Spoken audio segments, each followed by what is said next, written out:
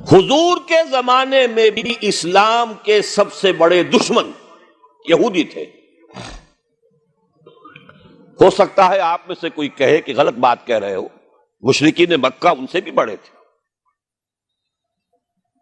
مشرکین مکہ بھی یقیناً بڑے سخت دشمن تھے، لیکن ان کی دشمنی اور یہود کی دشمنی میں ایک فرق ہے، وہ سامنے سے حملہ کرتے تھے، مردانگی کے ساتھ مقابلہ کرتے تھے۔ انہوں نے اپنے باطل معبودوں کے لیے گردنیں کٹوائیں، 70 لاشیں بڑے بڑے ان کے سرداروں کی میدان بدر کے اندر پڑی تھی۔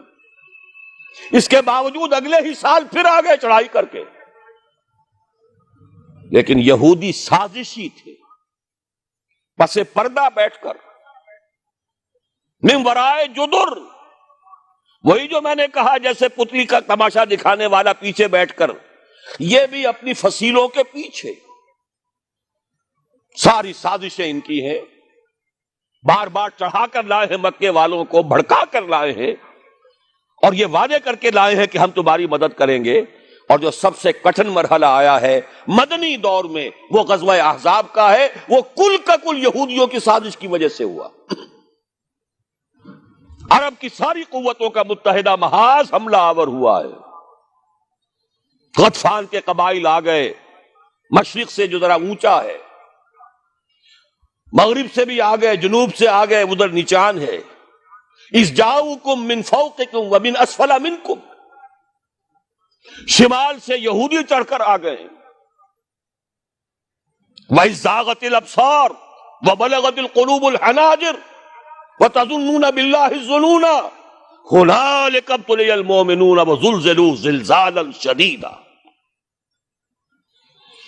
یہ بھی سیرت کا ایک نقطہ نوٹ کر کے اٹھیے، شخصی اعتبار سے، انفرادی اعتبار سے حضور پر سب سے بڑی آزمائش، سب سے بڑی سختی یوم طائف ہے، اور ایک جماعت کی حیثیت سے صحابہ کرام پر سب سے بڑی آزمائش، سب سے بڑی سختی غزوہ احزاب۔ اور ان دونوں کے بعد ہی پھر ٹیبلز ور ٹرنڈ۔ یہ طائفی کی سختی تھی جس کے بعد خصوصی حفاظت محمد الرسول اللہ کو ملی ہے صلی اللہ علیہ وسلم۔ مدینے کی طرف کھڑکی کھلی ہے، اسی سن میں، اسی سال میں حج کے موسم میں 6 افراد ایمان لے آئے، اگلے سال 12 آ گئے، اس سے اگلے سال 72 آ گئے، بیعت عقبہ ثانیہ ہو گئی، ہجرت کے لیے دروازہ کھل گیا، فتح اور سربلندی کے راستے جو ہے کشادہ ہوتے چلے گئے۔ اسی طرح صحابہ کرام پر سخت ترین دور آیا ہے غزوہ احزاب کا۔ میں نے جو آیات آپ کو سنائی ہیں سورہ احزاب کی، کاش کہ آپ کو ترجمہ سمجھ میں آ گیا ہوتا۔ جب وہ تم پر اوپر سے بھی چڑھ کر آئے، نیچے سے بھی چڑھ کر آئے، جبکہ آنکھیں پتھرا گئیں اور جسے ہم کہتے ہیں دل بلیوں اچھل رہے تھے، گلوں تک پہنچ گئے تھے۔ اور تم میں سے کچھ لوگ وہ بھی تھے منافقین جو طرح طرح کے گمان کر رہے تھے اللہ کے بارے میں کہ شاید اللہ نے ہم سے جھوٹ وعدے کیے تھے مدد کے۔ تظنون باللہ الظنون ہنالک ابتلی المؤمنون وزلزلوا زلزالا شدیدا۔ یہ وہ وقت تھا جب کہ اہل ایمان کی پوری آزمائش ہو گئی اور وہ ہلا مارے گئے۔ البتہ نوٹ کر لیجئے کہ اس آزمائش میں کامیابی کے بعد صورتحال تبدیل ہوئی، وہ میں ذرا بعد میں بتاؤں گا۔ اس وقت نقطہ یہ نوٹ کیجئے، جب یہ آیات نازل ہوئیں، یریدون کا فاعل کون تھا؟ یہود۔ یریدون لیطفئوا نور اللہ بافواہہم واللہ متم نورہ ولو کرہ الکافرون۔ یریدون ان یطفئوا نور اللہ بافواہہم ویابی اللہ الا یتم نورہ ولو کرہ الکافرون۔